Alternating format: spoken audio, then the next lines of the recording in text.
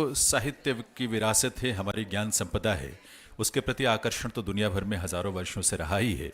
और भारत के अंदर जो भी विदेशी विद्वान या पर्यटक आए, उन्होंने यहाँ के ज्ञान संपदा को देखा, उसका अनुकरण किया या उसे उसका अनुवाद करते हुए दूसरे देशों तक यानी अपने देशों तक उस ज्ञान संपदा के कुछ छाप जो है वो लेकर गए हैं। इस रूप में एक आदान प्रदान, एक एक्सचेंज बहुत सुंदर रहा है और उससे हमारी भारतीय ज्ञान संपदा को, भारत की साहित्य परंपरा को विस्तार भी मिला है। यहाँ के अपने जो एथॉस हैं, हमारी वैल्यूज़ हैं और जिनकी एक्सप्रेशंस हमें, जिनकी अभिव्यक्ति अपने इन ग्रंथों में या साहित्य में मिलती है, देश और दुनिया के कोने कोने तक वो चीज़ें पहुँची हैं। आज इंडियन लिटरेचर को जो फॉरेन लैंग्वेजेस में जिनका ट्रांसलेशन हुआ या जिसका अडेप्टेशन या जिस रूप में भी वो वहाँ पहुँचे हैं, उसको लेकर चर्चा हम करने जा रहे हैं आरंभ। And we are very privileged to have very eminent personalities from literature, from academics, who are going to be part of the panel. May I request Linda Hess, Miss Linda Hess, please. I will request all Linda Hess to please come on stage and take her seat. She is going to chair the session. This session will be chaired by Linda Hess.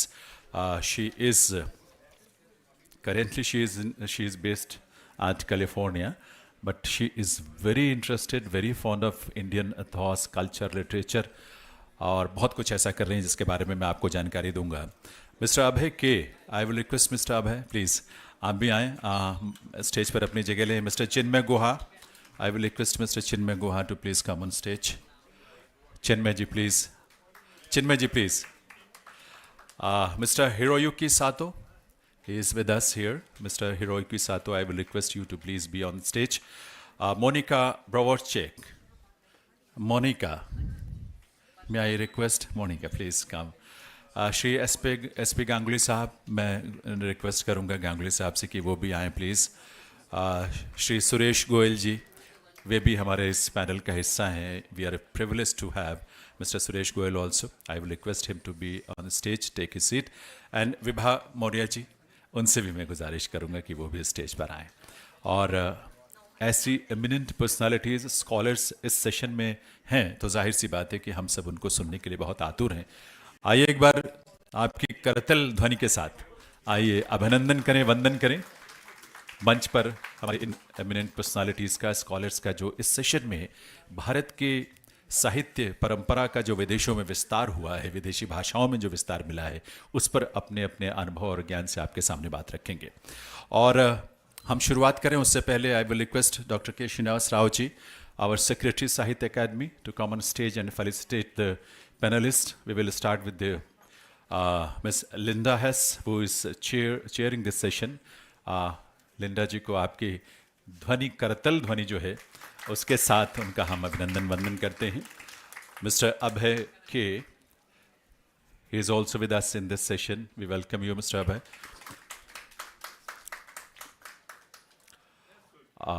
Yes, Chinmay Guha ji, उनका भी बहुत बहुत स्वागत, अभिनंदन है इस मौके पर। Mister Hiroyuki Sato, he is here with us.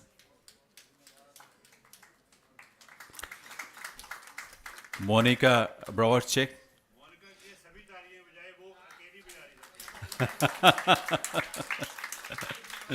we welcome you Monica here in this session.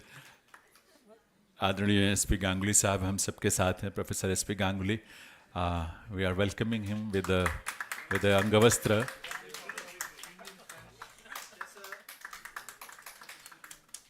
And Suresh Goyal ji, उनका भी बहुत बहुत अभिनंदन और स्वागत है हमारे इस सत्र में।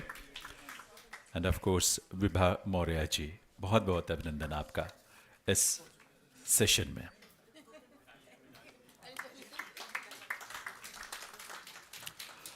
दिव्य सज्जनों, इस सेशन में मिस लिंडा हेस सबको इनवाइट करेंगी एक एक करके, और जो भी उन्होंने अपनी एक रूपरेखा बना रखी है प्रेजेंटेशन की, उसके हिसाब से होगी। लेकिन मैं in the beginning I will introduce all the panelist so that it will be easy for her to invite the speakers one by one. But we will start with Linda herself. Linda Hess is a scholar translator whose life work is centered on the 15th century poet Kabir. Kabir की बहुत बड़ी fan है और उनके साहित्य को लेकर, उनके जीवन को लेकर इन्होंने बहुत कुछ रिसर्च भी किया, लिखा भी है. And she has also written about Tulsidas ji and Ramnagar Ramlila also. Presently, she is translating a collection of Kabir poetry from a 400-year-old Rajasthani manuscript, which is to be published in the Murthy Classical Literature Library of India series from Harvard University Press. Linda taught in the Department of Religious Studies at Stanford University and until her retirement in 2017. And after the retirement, she is residing at California, Berkeley. So we welcome you all. Next is Abhay K. Sahab. Mr. Abhay K. is the author of 10 poetry books, including Monsoon, The Magic of Madagascar, The Alphabets of Latin America, and the editor of the Book of Bihari Literature and Bloomsbury Book of Great Indian Love Poems are among others. His translations of Kalidas Meghaduta and Ritusanghara from Sanskrit won KLF Poetry Book of the Year Award 2021. His translation of the first Maghai novel, Phul Bahadur, is forthcoming. So we welcome Mr. Abhay in this session. Next is Mr. Chinmay Guha. Chinmay Guha is a very renowned author, translator and academician. France सरकार से आपको 2 बार knighthood का 3 बार उपाधि भी मिल चुका है, सम्मानित किया जा चुका है. And the President of France conferred on him the Ordre National du Mitre in 2019. He won the Sahitya Academy Award 2019 for Gumer Darja Thele, the Vidyasagar Puraskar in 2017, and the Bimla Churn Law Gold Medal Asiatic Society 2022. Literary editor of the Desh for a decade. His books include Where the Dreams Cross, T.S. Eliot and French Poetry, Bridging East and West, Rabindranath Tagore and Romain Roland Correspondence 1919 to 1940, Chilekother Unmadini and Bindu Theke Bindute. These are his creations. And the next is Mr. Hiroyuki Sato. Mr. Hiroyuki Sato, an eminent Japanese writer and translator, and holds a PhD in Indian philosophy and literature from the University of Tokyo. He has been a research fellow of Sampurnanand Sanskrit University, Varanasi. Sato has 5 published books to his credit so far, which includes 3 books in translation and 1 co-authored work. Some of his books are Advaita, Ninsikuron, no Kenkyu, and Buddha Ima Volkiru Kotoba. He has written Japanese subtitles for famous Hindi films like Devadasa, Zindagi Na Milegi Dobara, Super 30, and among others. So we welcome Mr. Hiroyuki Sato. Monica Browarczyk is with us in this panel, and Monica has received a PhD in Hindi literature from the University of Warsaw and is currently working as associate professor and head of the South Asian Studies section at Adam Mickiewicz University, Poznan, Poland. She has co-authored 2 translations from Polish into Hindi, edited and co-translated a volume of selected poems by Harivansh Rai Bachchan from Hindi to Polish, co-edited a volume of an academic journal, Krakow Indological Studies, published the book Narrating Lives, Narrating Selves, Women's Autobiographies in Hindi, and various research articles in internationally acclaimed journals. She has been awarded with the Vishwa Hindi Samman. Welcome you, Monica, in this session. Thanks for coming. We have with us Professor S.P. Ganguly, who is former professor and chairperson of the Center of Spanish, Portuguese, Italian, and Latin American Studies, Jawaharlal Nehru University, New Delhi. He has done a number of cultural projects, written several articles, and authored, edited, translated more than 26 books, which also include bilingual poetry, anthologies of Indian poetry as well as Latin American, Caribbean, Spanish poetry, and prose works. Founded and edited 3 Hispanic journals in India. Received highest civilian honors from Mexico, Chile, Peru, Colombia, Argentina, and Spain. We welcome Professor Ganguly in this session. We are privileged to have him here with us. We have with us Mr. Suresh Goyal, who is a retired Indian Forest Services officer with 35 years of experience.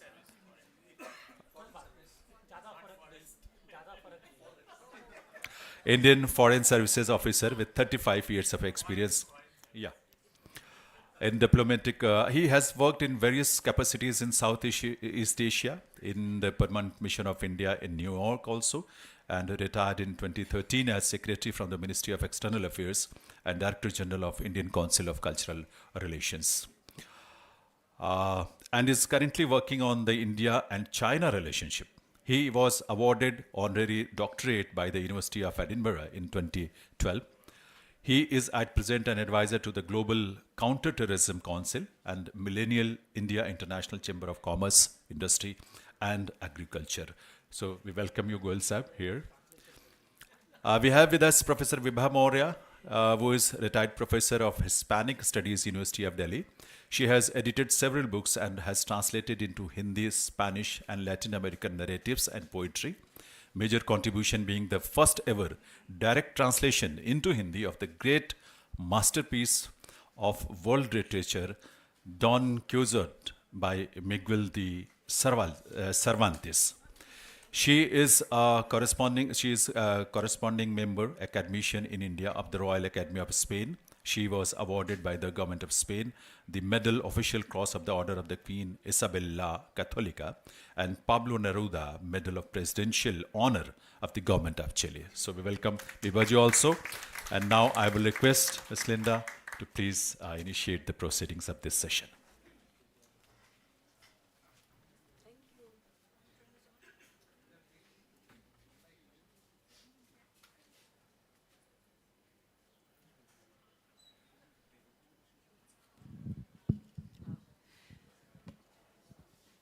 Namaskar, good afternoon, everybody.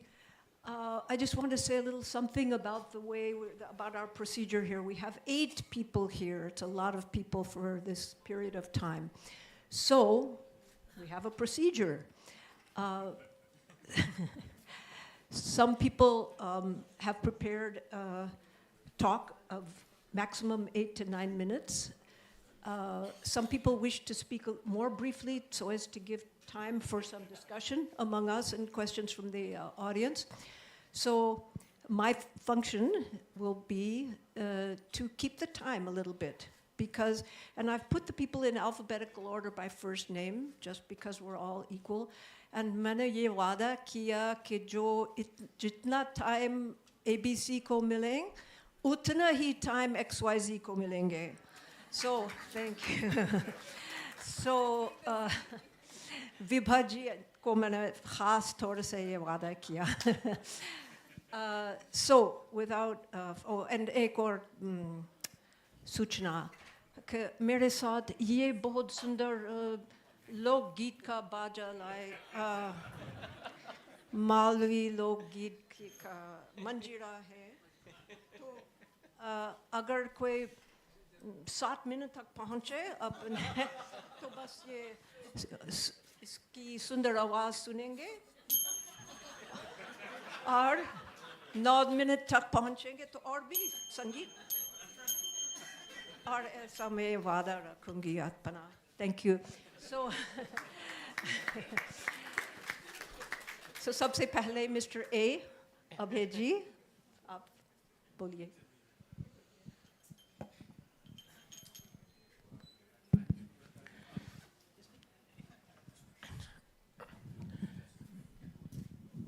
It's okay.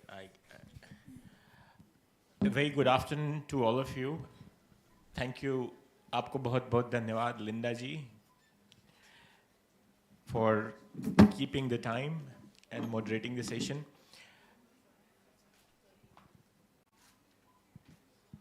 We have a very distinguished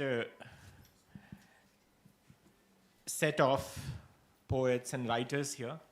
And I think each one of us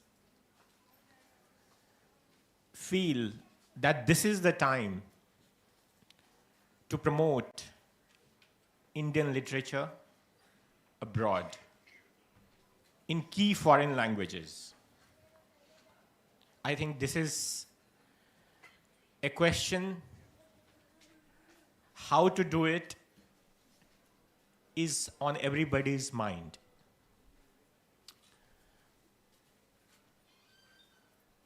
And how do we do that?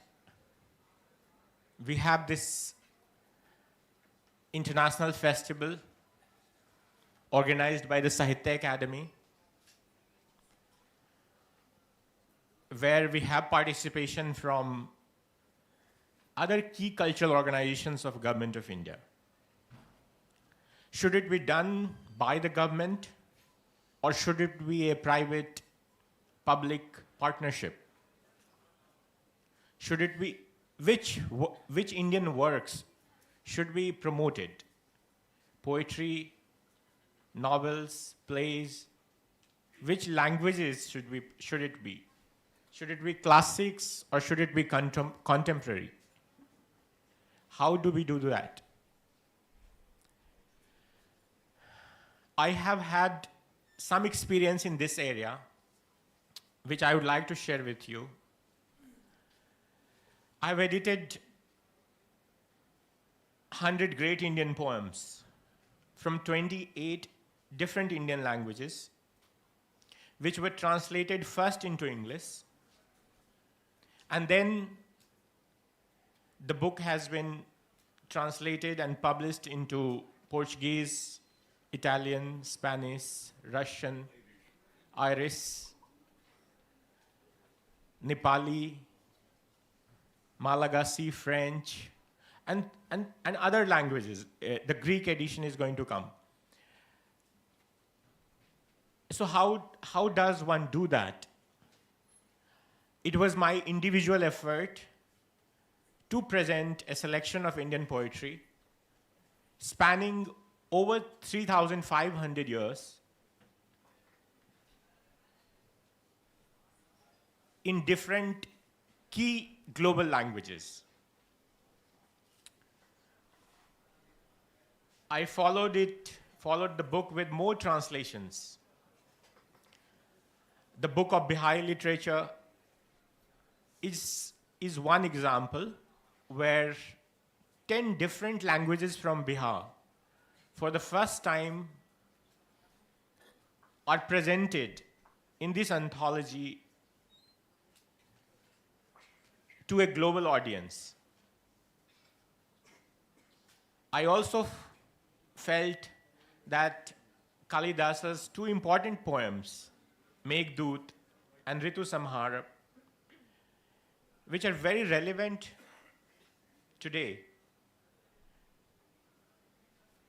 should be rendered poetically into English. But how do we translate such rich heritage of Indian literature? So I have a few suggestions. And as we have the Secretary General of Sahitya Academy here, we can discuss it. The first suggestion is to establish an Indian translation agency. We do not have any national agency which exclusively deals with translations.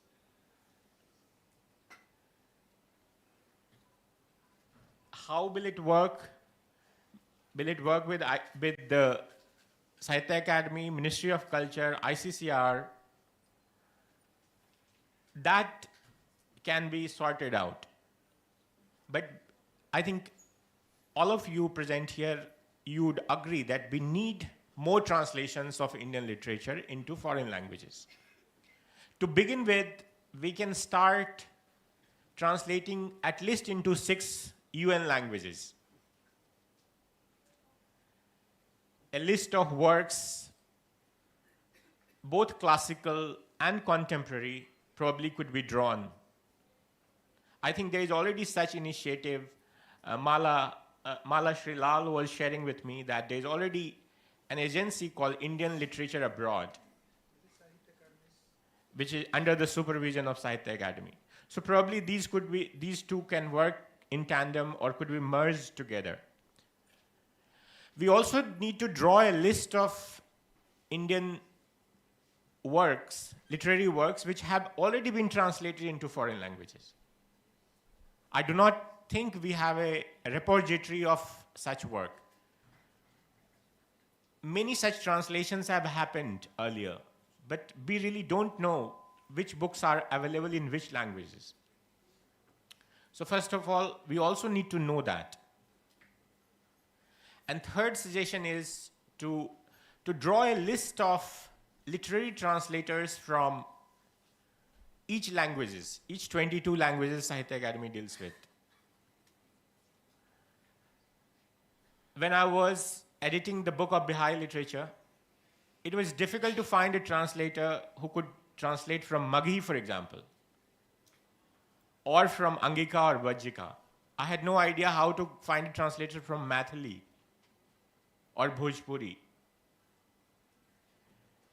So if we can have a repository of such translators available and vetted,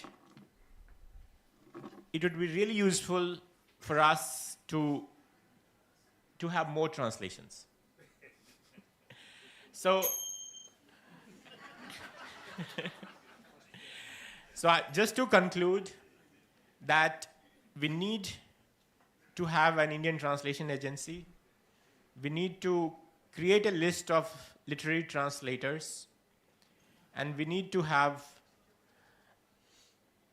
a concerted public-private partnership to implement these ideas, to have more Indian works translated into global languages.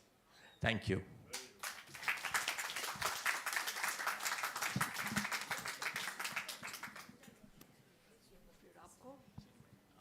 I'll go there.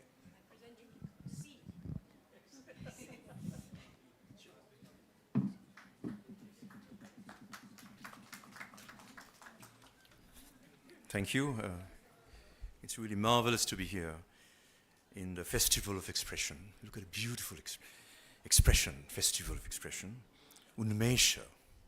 Nothing could be more appropriate at this point of time in history. We need an UNMESHA blossoming. We want revelation. And I'm grateful to Sahitya Academy, the best agency of translation we have in our country, to organize this. Because this is the crying need of the hour. And especially after 75 years of independence, it is not only a celebration, but also a reassessment of what we have done and what we have failed to do. This is very important. Introspection. We are standing before a mirror after 75 years. Have we been able to project ourselves or not? Is it satisfactory or is it not? So, just a few words. One can't satisfy everybody. I'll give my points. And of course, I won't say everything that comes to my mind, but some points which could be valid, which you may kindly consider, because there are some of the greatest translators in the country, both on the stage and below. We all know about the Indian Ode to the West Wind, a title I borrow from Shishir Kumar Das's famous book, Indian Ode. Indian responses to the West. When all the windows were thrown open, things started happening. The interface, which enlivened us. Think of numerous things happened. Raja Ram Mohan Rai dragging his broken foot to the stage, to the deck, to salute the French flag on his way to Bristol. And he cried, liberty, equality, fraternity. Think of Desrosiers, who hoisted the French flag after the 1830 French Revolution in Kolkata. These are all responses to what was happening. Toru Dotto, a girl who died at the age of 21, wrote the first French novel by a non-French writer.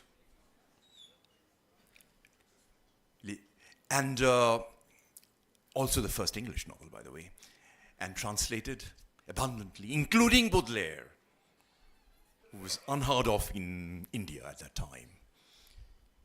This girl was born in 1856, 5 years before Tagore. So these things went on happening. Swami Vivekananda, I don't know whether you know it, spoke perfect French and never called Paris Paris. He called it Paris. And France to him was France. And he said, France is a home of liberty. So France was part of the quest for an alternative discourse for us during the British regime, and we needed that. We needed passion, we needed love, we needed liberty. As Vivekananda said, "A France Shadhinata Rabash." This France is the home of liberty. So that is very important. Literature has no place without liberty. Now, it can't work under constraints. Now, to come back to the west wind to Indian literature. And this is the most difficult part. I'll give you a very quick history before we come to the present time. Adaptation and translation of Indian literature began in the 1640s in France through Persian. Bhartrihari was adapted from Sanskrit to French through Portuguese by a Dutch missionary. This is globalization. We talk about globalization these days, but look at this. Interculturality. Not multiculturality, but interaction. And it happened when the French read Sanskrit, Bhartrihari, through Portuguese and then translated it into French. And then Tirukkal and Bhagavad Purana as early as in 1788 and 1730. Translation of the Upanishads by Achille Dupérin, very big name, in 1801 and 2, in Latin and then into French. He was a Frenchman, of course. And in 1822, we had La Société Asiatique, Asiatic Society, in France, which made Raja Ram Mohan Rai a member. So the interaction started, the resonances, the feedback, the semantic network, which we need, even today, more than earlier. Then French translators like Chézy, who was the chair of La Société Asiatique in Paris, Alexandre Langlois, Eugène Burnouf, they all tried to translate Indian texts from and into lyrical pieces, fables, etc. And things started happening in 1830. Authentic translations from Sanskrit, notably the Vedas, into French by Burnouf is a very important name because Burnouf is a lighthouse. Remember that it is Burnouf's translation of Gita. Our friend Hiroyuki Sato translated the Bhagavad Gita into Japanese. And Burnouf's translation electrified a man called Romain Rolland in France. He touched it and he was electrified. And he wrote immediately in his diary, what did he write? Gita, un volcan. Gita is a volcano. Remember, Romain Rolland was a non-believer. And yet he still wrote, after reading Burnouf's translation, French translation of Gita, it's a volcano. And then what happened? Things went up. Shakuntala, we all know, fascinated Goethe. The whole world knows it fascinated Goethe. But do we know that it fascinated in France? It fired the imagination. Banglaয় বললে কল্পনায় আগুন ধরায়. Fired the imagination of Victor Hugo, Gautier, Michelet, Leconte de Lisle, Guillaume Apollinaire, and the great sculptor Camille Claudel. We all know the lover of Rodin. Sanskrit theatre was translated, Mritshakatikam, in the 19th century, and was staged in 1850 at the Théâtre de l'Odéon in Paris. Shakuntala by Lunépeau, one of the pioneers of modern theatre. Lunépeau staged, we all know, the first bizarre, I would say, postmodern tragedies, texts in the pre-modern period. Things went on happening, but what is happening now? This is very important. Franz Bhattacharya translated Vibhuti Bhushan, Bankim Chandra, Tara Shankar, Annoda Mongol, etc. Philippe Soupeau said, if any Frenchman, any European denies the influence, Philippe Soupeau is a famous surrealist, after the second most important after André Breton, he said, if anyone says, any modernist writer says that he was not influenced by Tagore, he is a liar. C'est un menteur comme un arracheur de dents. He is a terrible liar if he says that he is not influenced by Tagore. Very important. Aragon said, the great Aragon said, I am placing an invisible bouquet of flowers in a tomb where Tagore is pretending to be dead. But what happens now? We'll discuss it later. What are the melancholy lessons of contemporary history? Are we really globalized, or is the entire world a foreign land? Today, it's just the opposite. We become islands. How to reconnect the islands when clusters are crumbling, beams are falling apart? This is our job right now. And blood is oozing out everywhere. It's a society of spectacle that has been turned upside down now, when the true is the moment of the false. This is one way, translation is one way of resisting the collapse in this neoliberal capitalism. The mind is like a parachute which doesn't work if it's not open. So this is my last submission. Thank you.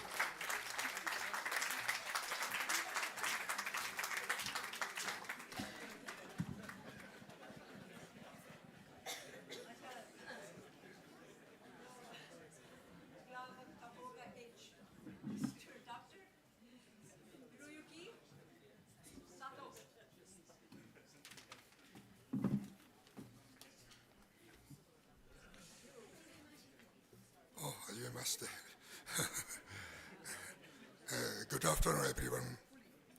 Pranam. Thank you very much for warm introduction. And first of all,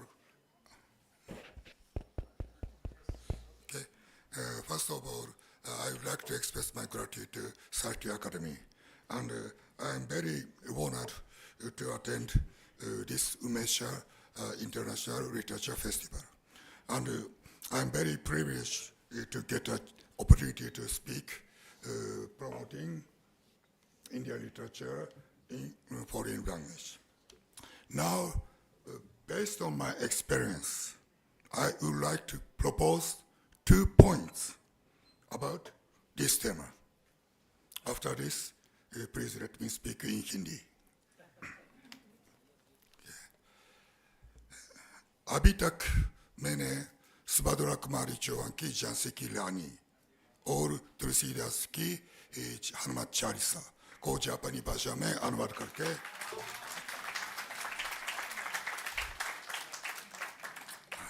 अभी खत्म नहीं हुई।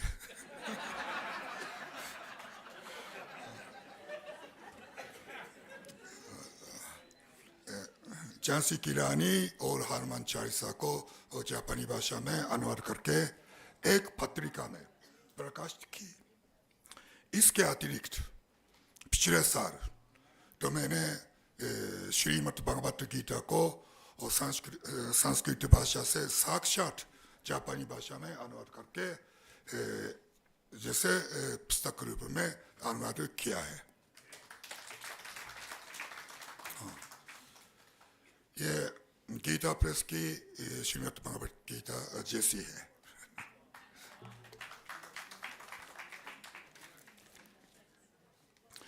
भारत में संस्कृत में लिखी हुई धर्म ग्रंथ और हिंदी और दूसरी भाषाओं में लिखे हुए मध्यकालीन और आधुनिक साहित्य तो अनेक है। इनमें से तो मैंने इसलिए श्रीमद् भगवत गीता को चयन किया कि श्रीमद् भगवत गीता भारतीय संस्कृति का मूल है, स्वरूप है, आत्मा है, इसमें कोई संदेह नहीं है। ऐसी श्रीमद् भगवत गीता को जापानी भाषा में अनुवाद करके प्रकाशित करने का मेरा उद्देश्य भारतीय अभी खत्म नहीं हुई है, बोलने दीजिए ना। ऐसी श्रीमद् भगवत गीता को जापानी भाषा में अनुवाद करके प्रकाशित करने का मेरा उद्देश्य भारतीय संस्कृति को जापानी लोगों के दिल तक पहुंचाना था। मेरे अनुवाद से पहले कुछ विद्वानों ने श्रीमद् भगवत गीता को अनुवाद करके प्रकाशित की, परंतु ऐसी अनुवाद साधारण जापानी लोग तो जिनको और संस्कृत और हिंदी नहीं आती है और भारतीय संस्कृत और भारतीय धर्म दर्शन भी नहीं आते, ऐसे साधारण जापानी लोगों के लिए नहीं था। विद्वान जो है, विद्वान जिनके संस्कृत और हिंदी भी आती है तो और भारतीय दर्शन और भारतीय संस्कृत भी आती है, वो तो वे अनुवाद पढ़ सकते हैं, लेकिन साधारण लोग तो नहीं पढ़ सकते हैं। तो इसलिए तो मैंने साधारण लोग समझने के लिए आसान और सरल भाषा में अनुवाद करके प्रकाशित किया। मेरे अनुवाद पढ़ के कुछ पाठक कहते हैं मेरे ये अनुवाद दूसरे अनुवाद की अपेक्षा पढ़ सकते हैं। वही श्रीमद् भगवत गीता को अनुवाद करके प्रकाशित करने का मेरा उद्देश्य था। इसलिए मैं विदेश भाषाओं में भारतीय साहित्य का प्रचार प्रसार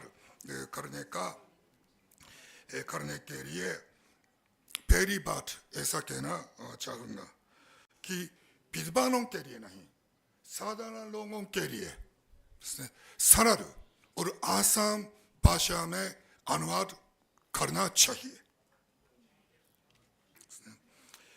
अगर साधारण लोग नहीं समझ सकते हैं तो अनुवाद करने में क्या फायदा है, कोई आवश्यकता नहीं है।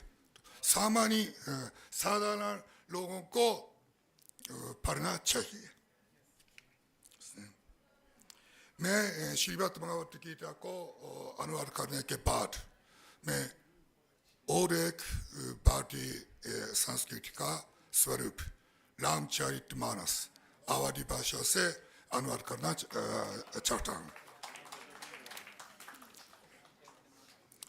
अब मैं दूसरी बात आप लोगों के समक्ष प्रकट करना चाहूँगा।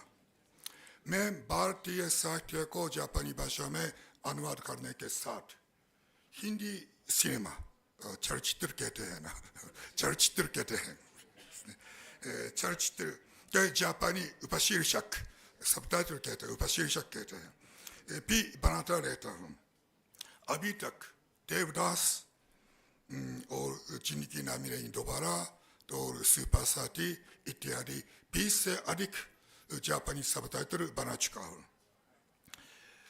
पुस्तक पढ़ना और चलचित्र देखना अलग है, परंतु आजकल कम लोग पुस्तक पढ़ते हैं और अधिक लोग चलचित्र देखते हैं। विशेषतः नौजवान लोग बहुत कम पुस्तक पढ़ते हैं। तो मैंने विचार किया भारत में साहित्य के आधारित बना हुआ चलचित्र कम नहीं है। देवदास तो और शरत चंद्र चट्टोपाध्याय की उपन्यास पर आधारित चलचित्र है। इसलिए मैं विदेशी भाषाओं में भारतीय साहित्य का प्रचार प्रसार करने के लिए ऐसे कहना चाहूँगा कि साहित्य के आधारित फिल्म का सबटाइटल बनाना चाहिए। तो मैंने सुना है कि भारतीय सब लोग महाभारत और रामायण की कहानी जानते हैं, लेकिन इसका अर्थ सब लोग संस्कृत में या पुस्तक में महाभारत रामायण नहीं पढ़ते हैं। इसका अर्थ ये है, इस चलचित्र या टीवी धारावाहिक देखते हैं। तो इसलिए चलचित्र का सबटाइटल बनाने से कुछ लोग पढ़ने के देखने के बाद पुस्तक शायद पढ़ेंगे। तो और मेरा दूसरा सपना है, तो मैं दूरदर्शन की PR चोपड़ा की महाभारत और रामानंद की रामानंद सागर की रामायण का जापानी सबटाइटल भी बनाना चाहता हूँ। ये तो मेरा सपना है। तो मेरी बात सुनने के लिए आप लोगों का बहुत बहुत धन्यवाद। Thank you very much.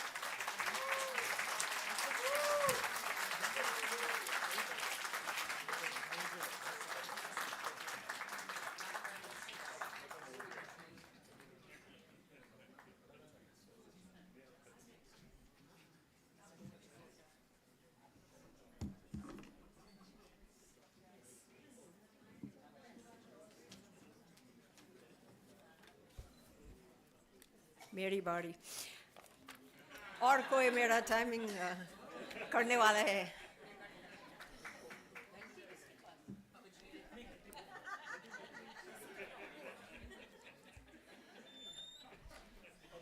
So promoting Indian literature or Bharatiya Sahitya ka prachar prasar. Promotion is an interesting concept. कुछ लोग कहते हैं कि बहुत साल से लिंडा कबीर पर काम कर रहे हैं मेरी दोस्त शबनम कहती है कि बहुत सालों से कबीर लिंडा पर काम कर रहे हैं हाँ Who is working on who? Who is It's a kind of ulat bansi, typical upside down language of Kabir. I'll be talking about Kabir translation today. No large programs for government or private organizations. I'll be talking about my experience translating Kabir. So let me read you a translation of one Ulat Bansi poem that I recently did. A wandering yogi conjured waves of wisdom. In boundless sound immersed, he broke through thirst. A forest rabbit builds its house in the sea, while a fish lands on a mountain. When the Shudra drinks, the Brahman gets drunk. Fruit pops out where there's no garden. The pit sits in the weaver. Earth is sunk in the posts. The skein rolls out the warp and weft. The threads cry, we're woven tight. Kabir says, listen, seekers. In the place of unreachable knowledge, by the Guru's grace, elephants stroll back and forth through the needle of an eye, through the needle's eye. Thank you. Now, immediately, many of you will wonder, what does the original Hindi say, and did I translate it well? And if you see the original, some of you will certainly disagree with the choices I've made. Translating Kabir's poetry and song has become one of the great joys, one of the great struggles, one of the great purposes of my life. Am I promoting Kabir? Is Kabir promoting me?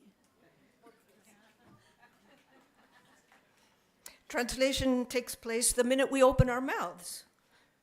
So we turn a personal, private experience of body and mind into words. Maybe the person we're speaking to will understand, maybe not. Maybe the words we produce will be vibrant and forceful, maybe not.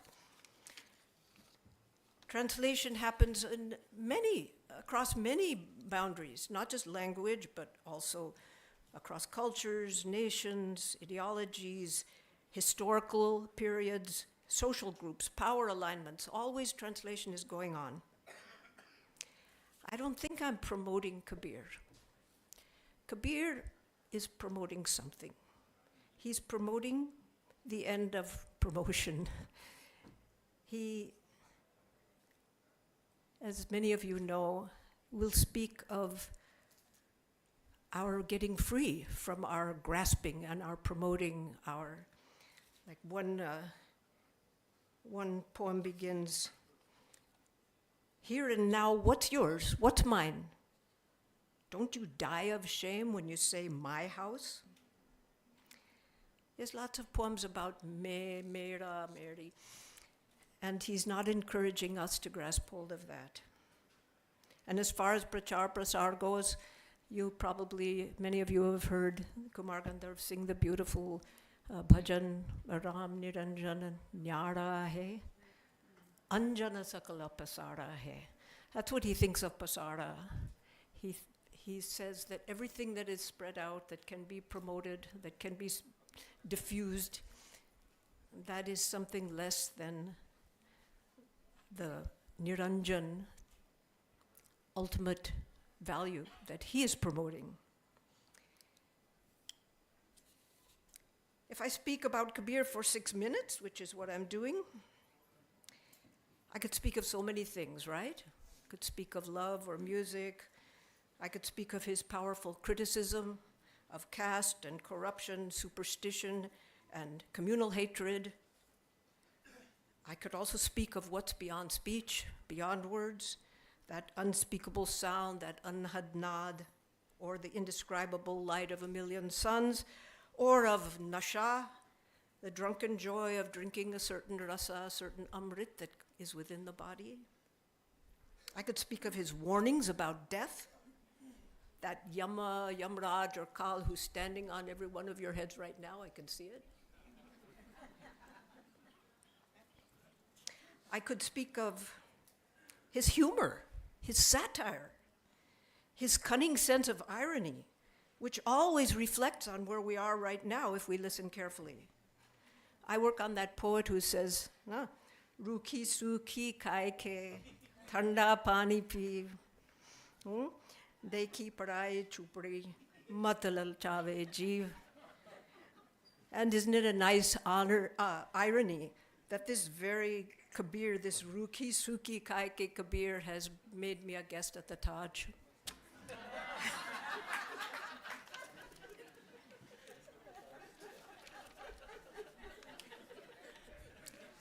I would love to just read to you many poems in Hindi and in English, many translations, to share with you my challenge and struggle and joy at translating the Vani, the songs, to discuss questions like when I stretch that 400-year-old poem that I'm translating right now into some American idiom, when I should do that, when I don't, when I would take the liberty of translating pundits as professors.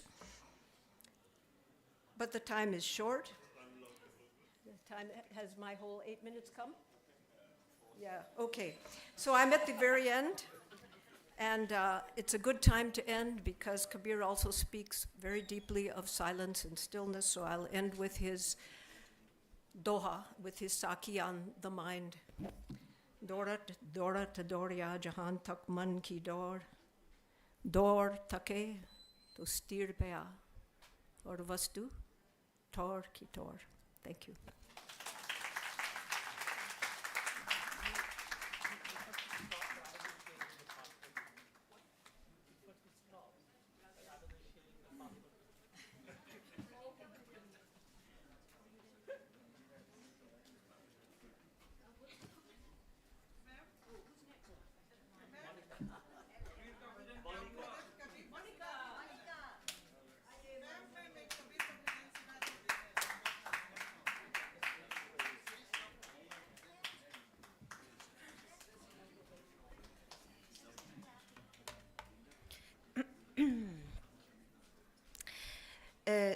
सभी उपस्थित महानुभावों को, माननीय साहित्यकारों को और सभी साहित्य के सहृदयों को मेरा विनम्र प्रणाम। सत श्री अकाल, आदाब, dzień dobry। मुझे बहुत खुशी हो रही है कि आज इस मंच पर मैं आप सबके सामने खड़ी हूँ और उमेश के इस साहित्यिक महासंगम में हिस्सा ले रही हूँ। वैश्विक महामारी के कारण 5 सालों से मुझे भारत आने का मौका नहीं मिला, इसलिए और भी आनंद के तार बजाने का मन कर रहा है। मैं देर आई, दुरुस्त आई, इसलिए कि जब आई तो सीधे भारत साहित्य के इस उत्सव में पहुंच गई और सबसे बहुत कुछ सीखने का सौभाग्य मिला। मैं पोलैंड की रहने वाली हूँ। पोलैंड की आबादी लगभग मध्य प्रदेश की जितनी है, इसलिए आप इसे छोटा देश कहला सकते हैं। फिर भी हमारे पास एक सुपर पावर है। पोलिश साहित्य ही हमारा सुपर पावर है। मैं गर्व से आपको याद दिलाना चाहूँगी कि साहित्य के क्षेत्र में पोलैंड के 5 नोबेल विजेता है।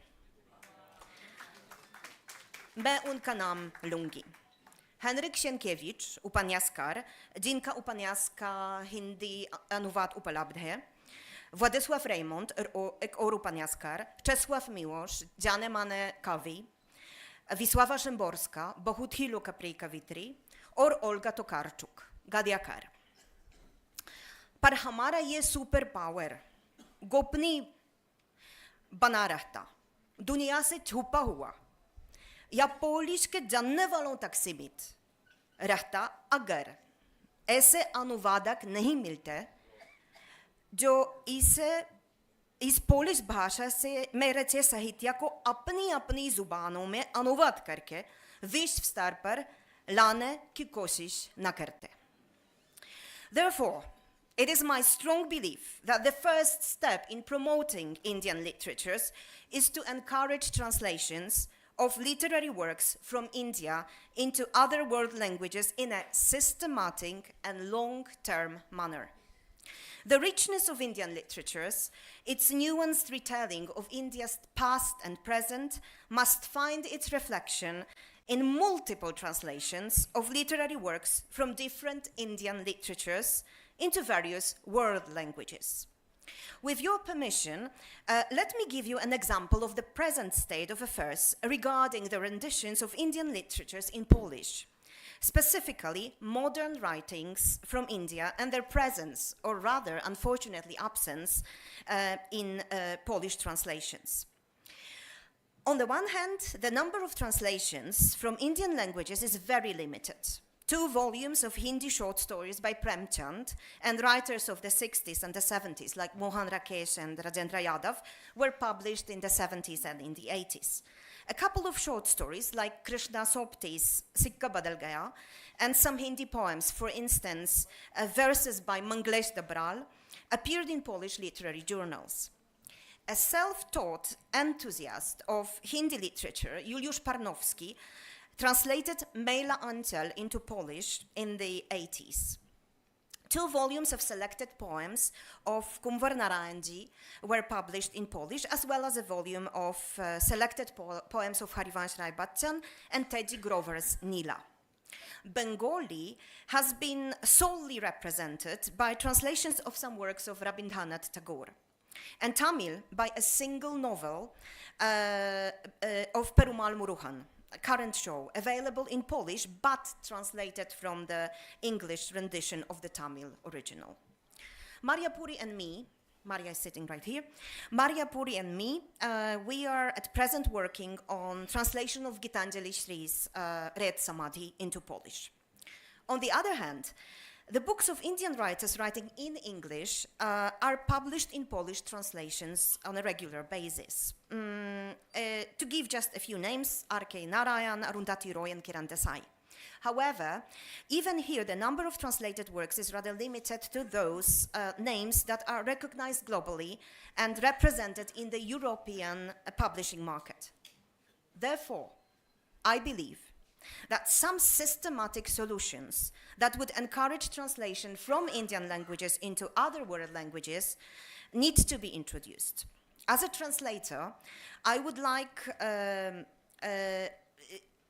to see a systematic support system created to facilitate the process of translation in 3 broad areas that require a long time planning, vision, and dedication, and that would specifically focus on translators, readers, and publishers. Let me now briefly elaborate on these 3 points. First, we are in a dire need, which was already mentioned by some of my panelists before.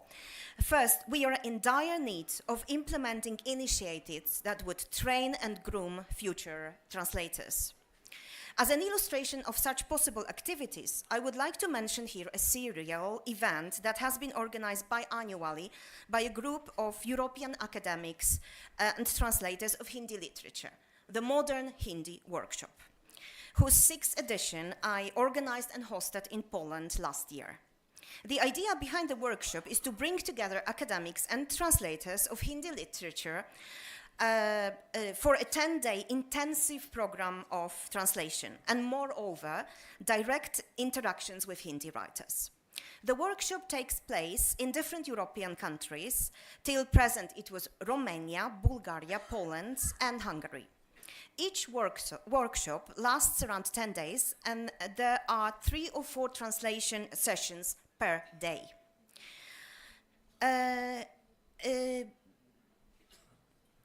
Each workshop hosts creative writers writing in Hindi, and till date we had the privilege of personal creative interaction with writers such as Susham Bedi, Gagan Gill, Mamta Kalia, Anil Yadav, Asghar Wajahat, online only, that was during the pandemics or immediately after the pandemics, and Anamika Ji. Students and enthusiasts of Hindi or possible future translators are also cordially invited to take part in these workshops. Second, initiatives that address potential audiences and aim at enlarging readership of Indian literatures. It seems to me that there is a need to raise visibility of Indian writers in international forums by publishing samples of their writings in good translations in literary journals abroad, and by increasing participation of writers of Indian languages in international literary festivals and book fairs. Third, there should also be some initiatives that would target the publishers of various world literatures, world languages. For instance, some form of support of sample translations to be sent to prospective sub-publishers abroad. Just 10 seconds, I'm sorry, not 10 minutes, I'm sorry. Well, for instance, some form of support of sample translations to be sent to prospective publishers abroad, and continuous attempt at building communication networks with them at international book fairs. I would like to conclude on this note, and one more thing that I would like to say, I'm really sorry, is to thank the Sahitya Academy for organizing this event. It's an absolutely wonderful literary utsav, and I would like to also thank everyone who is having an interaction with us, from, including also those who take care of the smallest of our needs. Thank you so much for bringing us here. Thank you.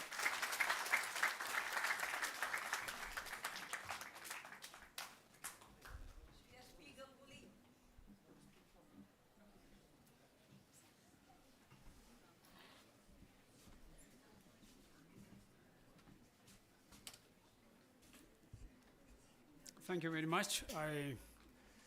First of all, my sincere thanks to the Sahitya Academy for this invitation and for this kind of a immense festival organized around literary and cultural questions. I do not know, in 9-10 minutes time whether there is, I would be able to cover, at least even give a very short presentation of what I deal with in terms of the connection of India with the Hispanic world or the Spanish-speaking world. Well, there are two aspects, two very, very clear aspects to this whole theme.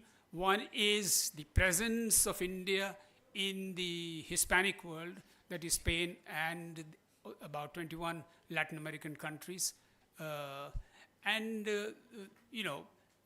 This relationship, just because, of our colonial situation, was not fostered at all, except for translation of certain, religious, spiritual, philosophical text belonging to what we call ancient India. And so I have a list, I have an archive of many of such books being translated into the Hispanic language, Spanish language for Spain and Latin America. The other aspect of the whole question is a real reception that has taken place of an Indian author in the Hispanic world, which is, Rabindranath Tagore. Now, it is impossible to cover this whole area, this twin area, within such a short span of time. Let me give you, just some instances. In a few years ago, I heard over an interview of Sunil Gangopadhyay, the great Bangla poet and writer. He was present in a Canadian gathering of writers, and he asked a question, in order to satisfy his own curiosity, whether those writers who were present there, about 10 or 12 writers, they had read anything of Tagore or heard of Tagore. And unfortunately, none of those contemporary writers had read anything by Tagore. This was in Canada. A few years ago, I was listening to an interview. Now, when I was doing this whole research on the reception of Tagore in the Spanish-speaking worlds, in Spain and Latin America, I found it just to the contrary. I visited various libraries where I found books of Tagore being issued, and on the issuing cards there were number of entries taking place, periodically, whether in Spain or in Latin America. So although Tagore may have disappeared, after the 20s or 30s in most of the countries, but only in Hispanic countries. If Tagore, lives in the entire world, only his Hispanic countries, there is a continuous reception from after his, from the period when he received his Nobel Prize. Now, obviously, I can't go into Spain, I can't go into Latin America, altogether. Spain, probably you all know that, gave him the kind of reception which he never received from any other country. And the great poet Juan Ramon Jimenez, translated his, for 8 to 10 years, continuously translated Tagore.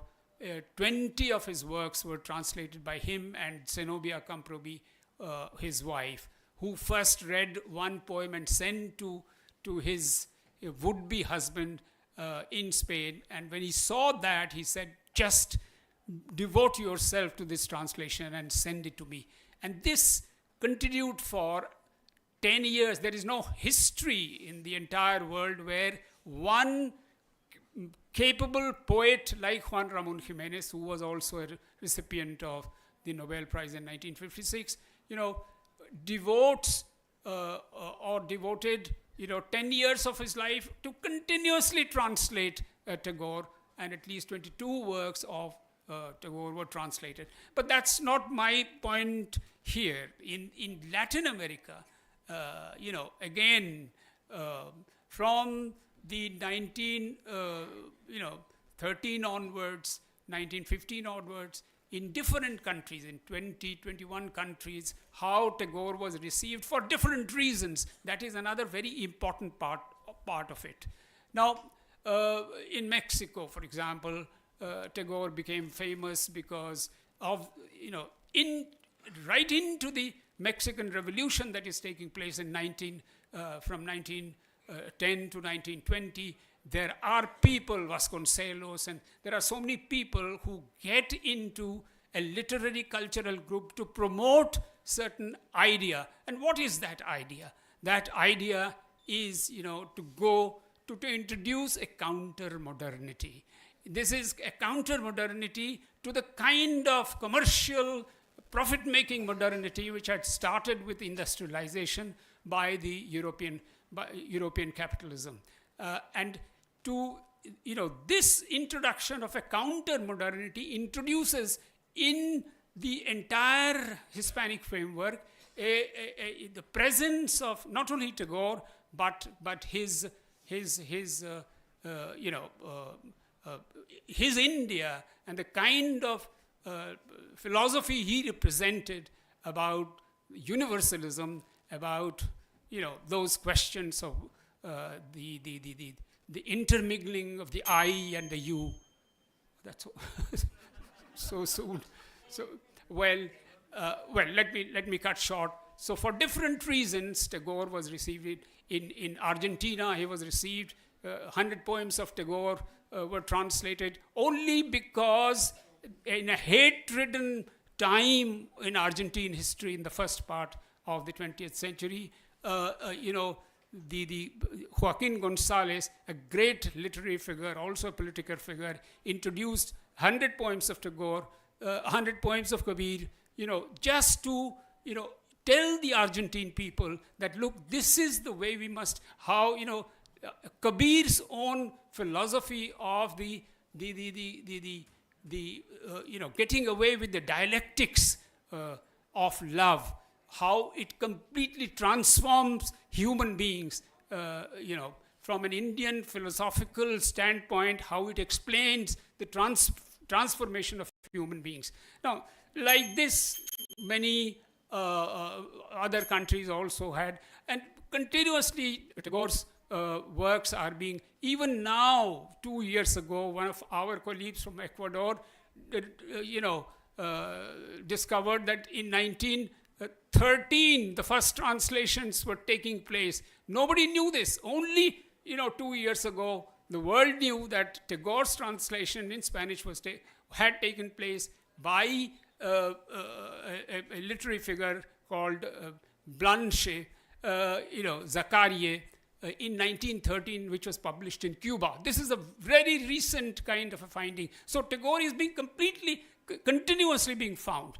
But that's another matter. I just would like to finish by saying that in some other countries, recently one of our colleagues has done in 2020 a thesis on India, which talks about the image of India.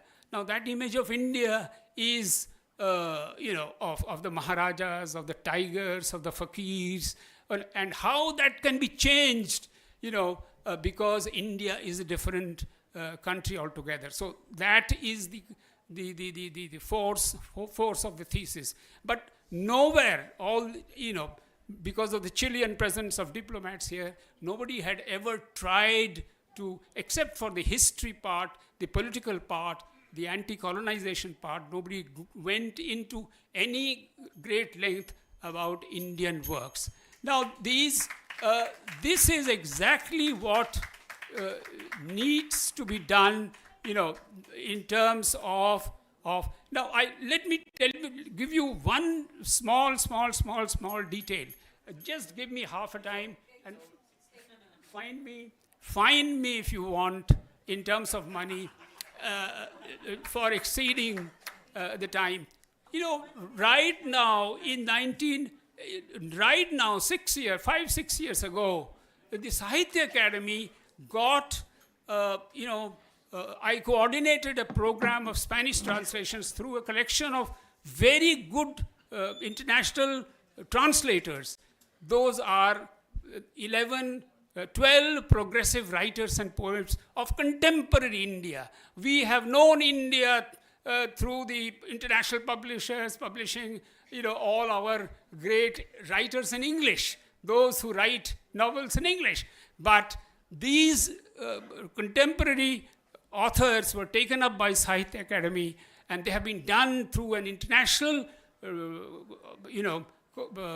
group of translators organized by me.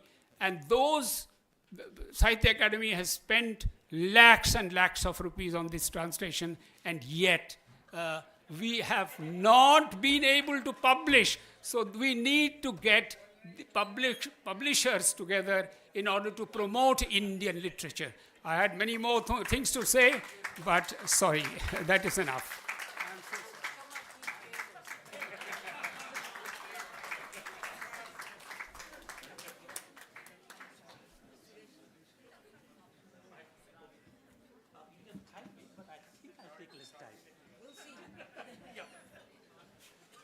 All right. Good afternoon, good evening. I hope you are all awake by now. It has been a long evening.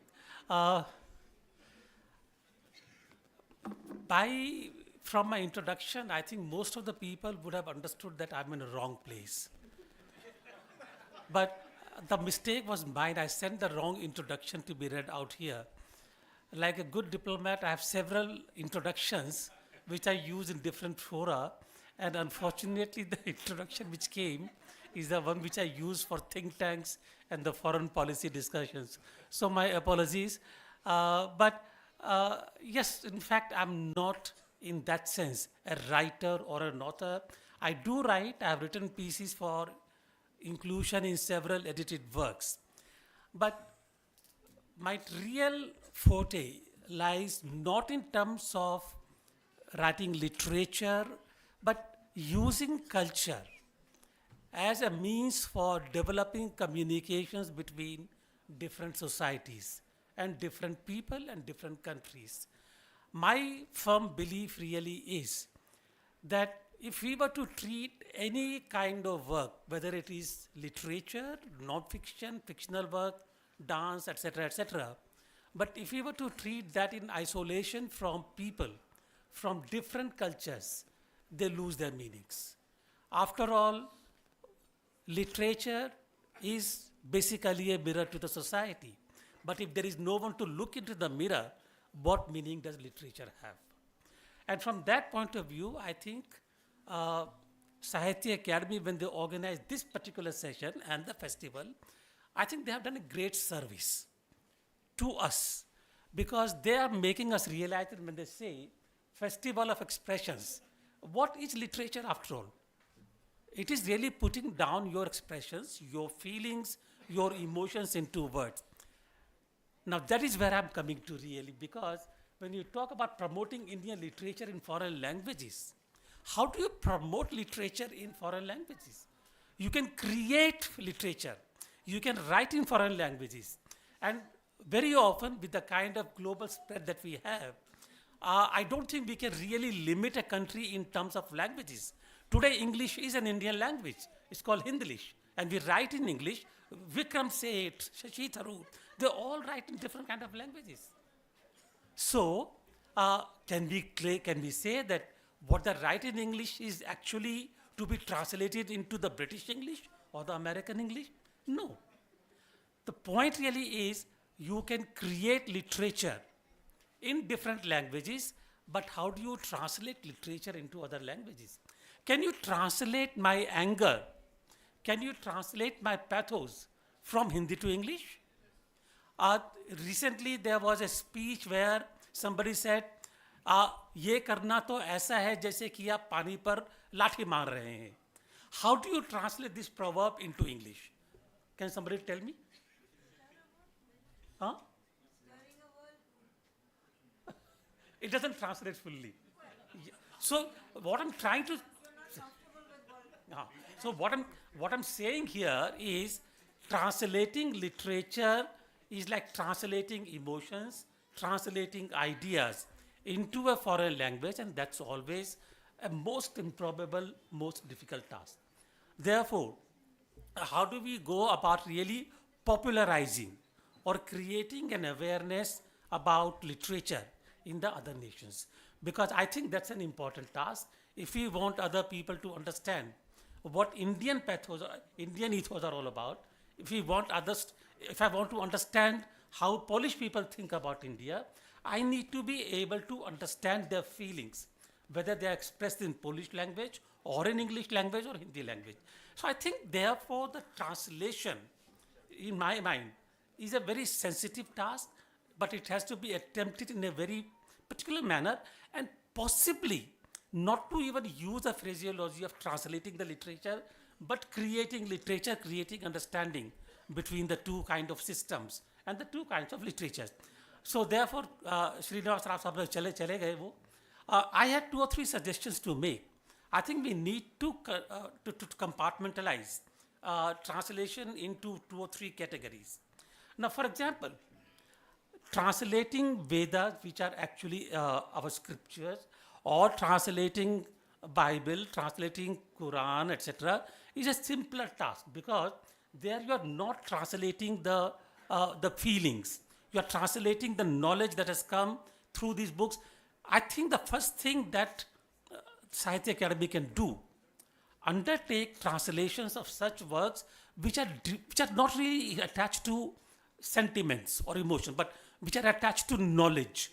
And India does have many books which are part of the very, very ancient knowledge system that can be translated. Number two, to create an understanding, to create the dialogue between, let us say, Hungary and India, Russia and Hungary, etc., or for that matter, even USA and India. I don't think USA fully understands how people in India feel, but to develop that thing, it may be a good idea to create or organize interaction between the scholars of the two different countries, let them have workshops, let them work out the ideas, and write on the basis of those ideas to create a set of literature which is common to both of them. So I think that's a way to really go about it, creating and understanding a literature which the two countries can then use to develop that dialogue between the two. And from that point of view, if Sahitya Academy can undertake the task, I think that will be the biggest service to literature and to people. Thank you very much.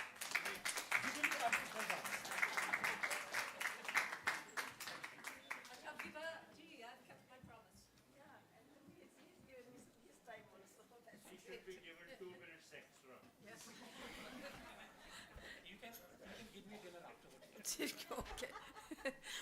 Well, I'm really thankful to Sahitya Academy for giving me this. For the first time, I'm speaking in the Festival of Sahitya Academy, and on a topic on which I don't know what to say, because actually promoting Indian literature, India's image or reception of India abroad is something which Professor Ganguly has already referred to, and we as foreign language experts have been doing this. This has been our job, to represent both two countries, Spain, for example, or Latin America here, and India in those countries. So this is very important. I mean, I don't much agree with what Goels have said, that it is not possible to translate.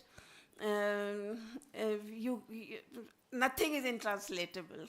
Yeah? This is my, as a translator of Don Quixote, I can say that nothing is intranslatable, and we actually don't write, we recreate. When we translate, we use the process of recreation, and we recreate those everything what is there in the original in other language, and try to be as close as possible to the original.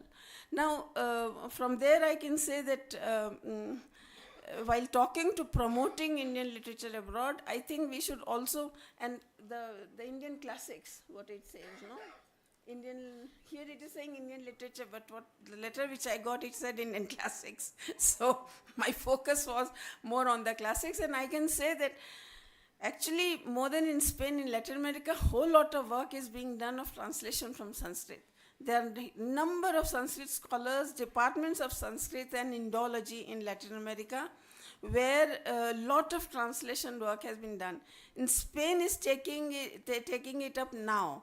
Recently, the director of Instituto Cervantes, who was here in the other session, has translated Gita, a new translation of Gita. There must be multiple translations of Gita in Spanish, but the latest one is by him, which is gaining a lot of popularity in Spain, what I've heard. But what I want to say is that we have to also, in the morning I was attending this session on heritage of Indian literature, and I thought that many people made some very important points there, that heritage is not something which is fixed in time and space. No?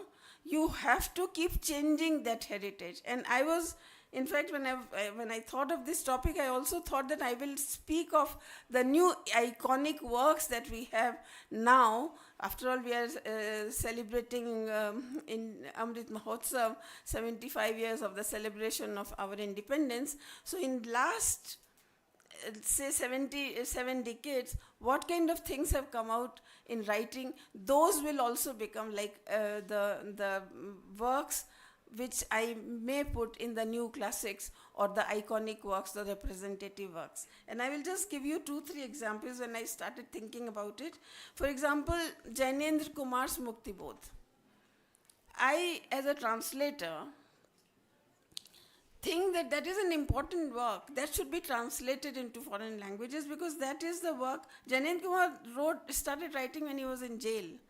and he kept writing even after he got independent, when we got independence. And Mukti Bodh was written somewhere in 1961, and there he says that, there I think what I remember is that it's kind of a dramatization of the dilemma of an idealist follower of Gandhi. Because the nation building is happening, and the nation building, when a new nation is born, and the nation building, all kinds of mistakes are also made. So this novel, for example, I think projects this thing, an idealistic follower of Gandhi who is later caught up in the realities of power politics. And I think therefore this novel is so relevant, not only in India, but everywhere in the world where all kinds of turmoils in politics and in thinking is happening. Similarly, for example, for me, Krishna Sopti's Zindagi Nama. I know many people criticize that Zindagi Nama a lot because it sounds very complex text and very sort of, some people have even called it confused. But for me, why Zindagi Nama is important? Because it is situated in a small Punjab village. It is written about an undivided India. No? And it has so many characters. And each character is speaking in their own unique language. They have developed their own idiom. And it is a story of a village where people are still living in great harmony. And it's before the partition. So this, for example, is something also which I would like to translate, because it gives, it's not only that we are translating because, Goel sir, because it is possible to translate or not possible to translate. Because we also love, I have not done sponsored translations. Or translation, somebody came and told me, I'll pay you that much and you translate. No, I'm not done. I've always done translation of the works which I think I want my public to read it. Because it is so nice, so good, so innovative, so it shows India in a different light, or shows Spain. From Spanish I have translated many. And I've translated them just because I thought that it is good. It will be nice for our readers to read them. Similarly, Premchand is translated all over, and Premchand is translated in Spanish in Spain as well as in Latin America. So I'm not going to talk about Premchand, but also I would like to mention, for example, a poetess like Sarojini Naidu. She was the one who influenced a whole lot of women, a generation of her time. So this is also something which we can kind of a showcase, if we want to say that in a way, to show how the literature was evolving, pre-independence, then partition literature, then after post-independence literature. Similarly, for example, for me, Kurantel Haidar's Aag Ka Darya, I think, River of Fire. It's such a vast novel, it's epic kind of a thing, no? Because it starts in the 5th century, during Buddha's time, and ends in modern India in Lucknow city. So imagine what a vast canvas it is representing. You'll give me some more time for being last. And what I want to say is that when I translated Don Quixote, I'll just give you one anecdotic example. I translated Don Quixote, written in 17th century in that Spanish of that time. The two things which those who have read Don Quixote know that it's full of humor. It's a satire, it's a humor. So this was a difficult decision to make itself, whether to translate it or not. It's a 1200 pages novel, written in 17th century Spanish. I want to target it to my audience of today's time. So this was something which I discussed with many people, including Nambar Singh, who is no more, but he advised me, many other Hindi critics also advised me, that do it in the modern Hindi. आज की हिंदी में करो जिससे लोग उसको पढ़ सकें, और तुम्हारे लिए भी होगा कि तुम एक नए तरह का इनोवेशन करके उसको प्रेजेंट करोगी. The second point, so I did it in modern, I decided I'll do it in today's Hindi, and the second part was that how to preserve the humor. How to preserve the humor. These are the two single aims that I had put before myself. And the third thing which I wanted to say, and I'll finish, that recently a publication of Don Quixote in Sanskrit, 8 chapters of Don Quixote in Sanskrit was translated. into Sanskrit in 1935, which an English bibliophile had sponsored during the British time. And an Englishman who used to come to India, who was an Indologist, found him at 2 translators in Kashmir.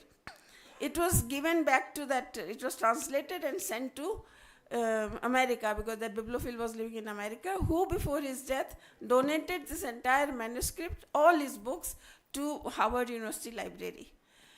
Recently it was discovered and it was published, brought to India, and it was published. People in Germany decided to publish it and transcribe it. And the person who brought the publication said that I took the help of German translation and English translation and Vibha Maurya's Hindi translation to bring it out. So I thought that this is promotion. This is promotion. Because if you translate an Hindi work into Spanish, maybe the Portuguese will pick up. And from that, Spanish Portuguese will do it. I've done something like this. I've translated Saramago, a Portuguese writer. My Portuguese is not that good, but I kept Spanish and Portuguese version before me and did the translation. So these are the kind of promotional techniques or strategies or secrets which we can use to promote our literature outside. Thank you. ये चमत्कार हुआ कि 8 वक्ताओं ने अपनी बात की और अभी हमारे 2 मिनट बाकी है. So I'm afraid there's no time for a give and take with the audience. Huh? Somebody wants to sing a Kabir song?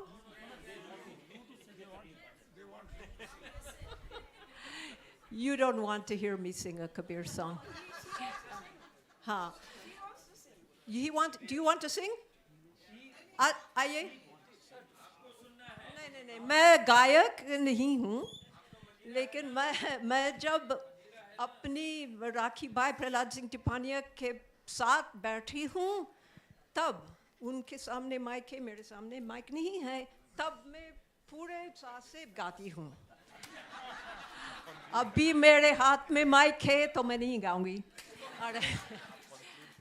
But anyway, I was extremely satisfied, pleased, excited, and really felt good about the whole series of presentations today. And so nothing really remains except to thank everybody who each presented their own guna, their own rang, which I think you will also remember. And we are fortunate to have the Secretary of the Sahitya Academy sitting in front of us. Would you? Yeah. Ji.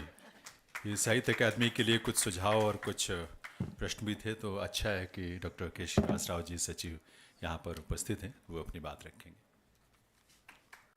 Thank you. Anyway, in the whole festival, this is the only session where I am giving some kind of vote of thanks, I should say, rather. Because there are some kind of suggestions have come from our respected panelists, particularly started with alphabetically A, Abhay. So almost, see, the Ministry of Culture has entrusted the work of Indian literature abroad to Sahitya Academy way back 2013. Just I want to inform all of you. And they have asked us to submit a detailed project and all we have done, but it is still they have to consider finally. Once it comes to, then we will start in a full-fledged project. Then we can promote in real sense. But in between, we have done wonderful job also, for which I always call him Ganguly Sahib as a grandfather of Spanish scholars of India, because he is a household name in almost all Latin American countries. Ganguly Sahib has promoted Indian literature in the Latin American countries in such a way.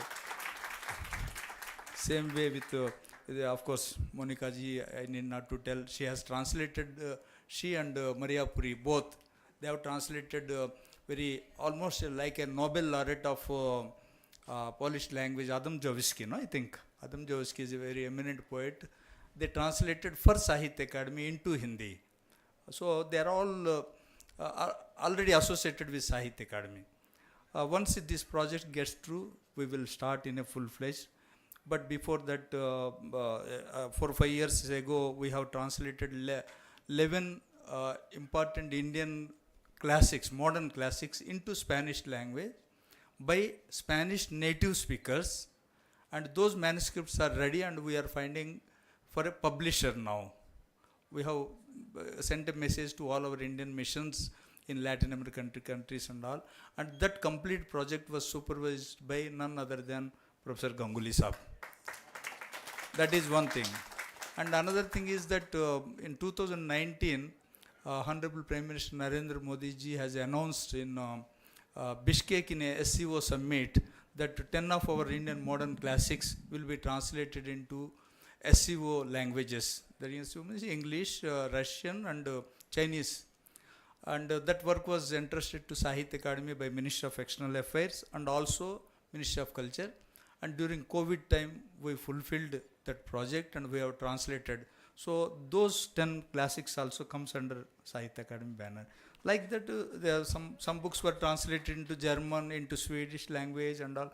It is behind the curtain we are working, but there is a lot of things has to be done. So I am sure very soon we will do that. That is the reason why we have kept this segment in almost all our major festivals. We are discussing on this issue to see one day that thing will happen. So with this, and we have taken all the suggestions in a positive way, I am sure in coming days we will have that project and we will promote our Indian literature into foreign languages, particularly those 6 languages United Nations has recognized, that is Arabic, Russian, Spanish and English, of course, French language. And other than those 6 also, yes, Japanese, Japanese. So what I want to suggest, even privately also, because we cannot collaborate with a private partnership, what Mr. Abhay has suggested in the beginning, being a government organization, we have some kind of limitations to collaborate with a private organization. But Sahitya Academy at our level, if you have any project in your hand, particularly modern Indian literature to be translated into foreign languages, kindly write to us. We are ready to support, but we request you to find out a publisher in your country. We can support a translation remuneration or that kind of thing, but not a publishing responsibility, because publishers are not coming forward. As I said, for last 5-6 years, we are finding difficult to get 11 modern Indian classics translated into Spanish by native Spanish scholars. Target language, they are from Spanish language people. We need publishers. So if you find some good publisher, if you want to translate into in your, I'm particularly this addressing it to our foreign friends. So we are ready to collaborate with this thing. Let that Indian literature abroad may happen anytime, but in between we are ready to collaborate, subject to if you find a good publisher. We can support translation remuneration, rest they can do. And all these things we can have through our diplomatic channel. Being a government organization, let this request come through our Indian missions abroad, and that letter will come to Sahitya Academy through our Ministry of Culture. We will take in a positive way. And thank you so much. Wonderful suggestions we have noted. Thank you, sir. Thank you, Dr. Rao. Thank you, Ms. Linda Hess, and thank you all the panelists, scholars at this panel. Now we will have a break for 15-20 minutes, and we will 15 minutes maybe. हाँ, अगर आप चाय पिए और ज़्यादा मतलब जो बातचीत है हम यहीं आके करें तो बेहतर होगा, क्योंकि बातचीत में ज़्यादा समय बाहर निकल जाता है. तो इसलिए आप ज़रूर प्लीज़ टाइमली आ जाएं, ताकि अगला सेशन जो कहानियों का सेशन है, कहानियाँ कही जाएंगी, सुनी जाएंगी, और कहानियाँ सुनाने की कहानियाँ भी हम सुनेंगे उस सेशन में, क्योंकि वो सेशन डेडिकेटेड है story telling traditions in India, इस बात को लेकर. और बहुत ही एमिनेंट स्कॉलर्स, पर्सनालिटीज़ उसमें शामिल हैं. हरीश त्रिवेदी जी होंगे, Amish Tripathi ji will be joining us from London, Damodar खट से KP रामानुन्नी जी, महेंद्र कुमार मिश्र जी, ये सभी उसमें होंगे। तो आप प्लीज़ टाइमली आ जाएं और उस सेशन में ज़रूर अपनी प्रेजेंस से उसकी गरिमा बढ़ाएं, उसे सफल बनाएं। अभी के लिए बहुत बहुत धन्यवाद आप सभी का।